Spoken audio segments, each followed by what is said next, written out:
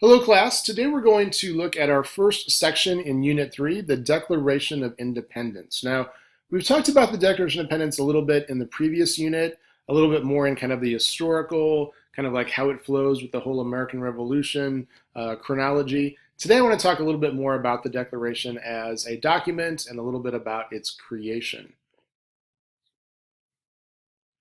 Now, of course, the Declaration itself is really this kind of like two purpose document in many ways. It's number one, an official separation between England and the colonies. So we are announcing to the world that we're going to be our own country.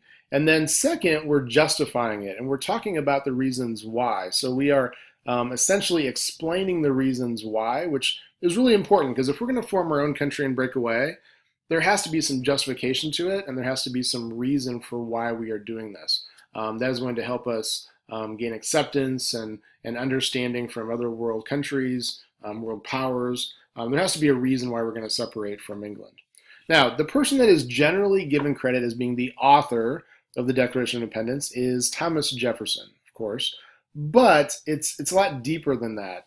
It goes deeper than that on who wrote it there in Philadelphia, but it even goes deeper than that. So beyond the Founding Fathers, Thomas Jefferson is really going to take a lot of different ideas that already exist from other people that have written philosophies and different forms of government documents, and incorporating them into the Declaration. One of those is a British physician and philosopher by the name of John Locke. Now, John Locke wrote philosophy back in the 1600s, and one of the things that he's given credit for is really kind of talking about this idea of what's known as natural law. So everybody, if you're a human being, John Locke said, you have certain rights that are not given to you by the government or not given to you by any kind of like, religious purpose, but you have rights just as a person that is living that people cannot take away from you, all right? And these ideas are incorporated into the Declaration of Independence. So this is a quote from John Locke. All men by nature are equal in that equal right that every man hath to his natural freedom, without being subjected to the will or authority of any other man. Being all equal and independent, no one ought to harm another in his life, health, liberty, or possessions. So that last little part there, you've probably heard in the Declaration before, and we're going to kind of talk about it. But this is a great example of how some of the ideas of John Locke are then incorporated into the Declaration of Independence itself. And it's not just John Locke, it's other philosophers, it's other writers. So this is really a collection of ideas brought into the document itself. Every word in the Declaration is very deliberate. So this was not written quickly. It was not written haphazardly.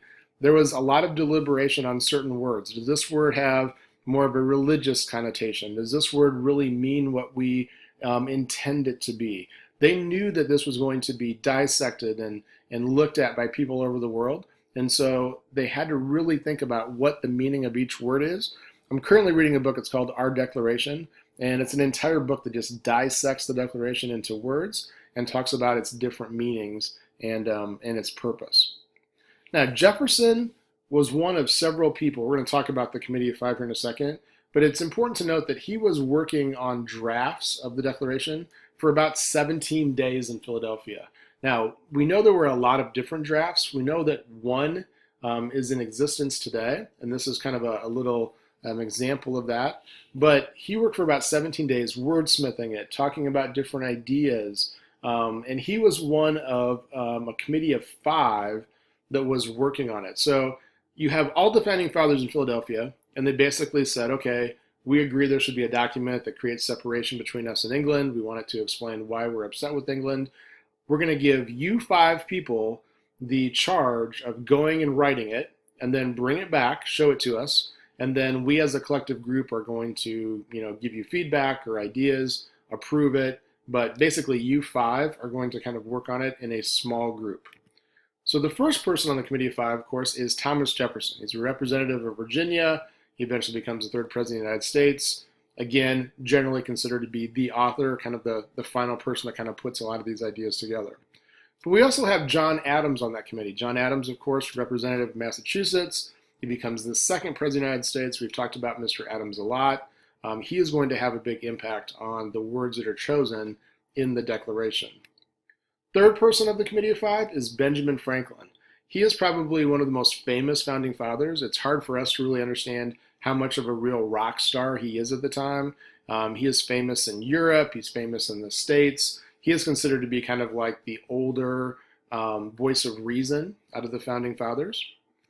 Number 4 is Roger Sherman. He's a representative of Connecticut, and he has a very kind of unique distinction. And sometimes you might see this on like a Jeopardy game or different kinds of trivia and stuff. He's the only person to sign all of the 4 significant United States state papers: Continental Association, the Declaration of Independence, the Articles of Confederation, and the Constitution. Only person to sign all 4 of those. And yet you've probably never heard of Roger Sherman. Very, very important person. And the 5th person on the Committee of 5 is Robert Livingston. He's a representative of New York, probably known on a bigger scale as the person that negotiated the Louisiana Purchase from France, a little bit down the road in our history. But he is the 5th of the Committee of 5. So here's a picture of these guys. You can imagine them, getting together, talking about different words, talking about what should go where, what's the intent of it. Should we use a different word? Should we use a different phrase? They worked on this for a long time. Jefferson himself just kind of really dissected it over about 17 days or so. Here's an example that we have from the draft that we know exists today. And it's just really cool to look at because just like you would annotate and kind of add notes to a rough draft of something that you're going to turn into ELA, they're talking about which words, crossing stuff out. It's just really interesting to see kind of what words were selected over other words. And then with technology today, they can even go and they can do like these little x-ray type things and see what words were kind of like erased and then substituted with something else. So for example, on this one, it changes from citizens to subjects. And we only know that from doing like infrared type stuff. So again, really cool things that technology can do to kind of look at these primary resources.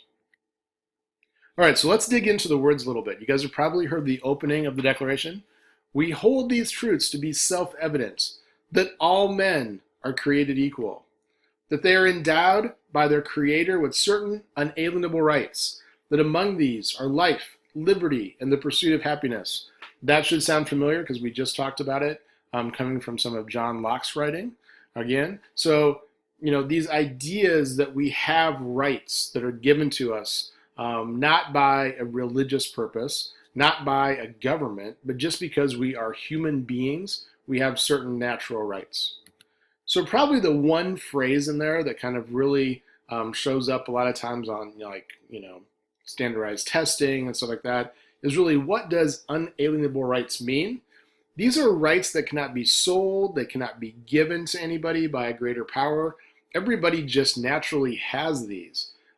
These include the right to life, liberty, the pursuit of happiness, okay? The right of people to select the form of government that will serve them and protect their rights. So we're basically saying we have the right that if the government that is overseeing us is not meeting our needs as natural rights, one of the rights we have is the ability to get rid of it and then form a new government. So that is a big right. That's a big idea there, that essentially we can take the government that we are living under, and if they're not living up to our expectations and our rights, we can dissolve it and create a new one. That is at the essence of what the Declaration of Independence is explaining that to the rest of the world, and it goes back to that idea of John Locke and natural rights.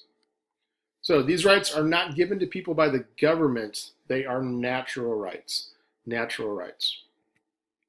Here's an example of what one of the copies of the Declaration of Independence looks like. And that is it for our Declaration of Independence notes. So we're going to talk in the next section a little bit about the form of government that they do write after the war, the Articles of Confederation. So if you have any questions about the Declaration, let me know. But that concludes our notes on Unit 3, Declaration of Independence. Thanks.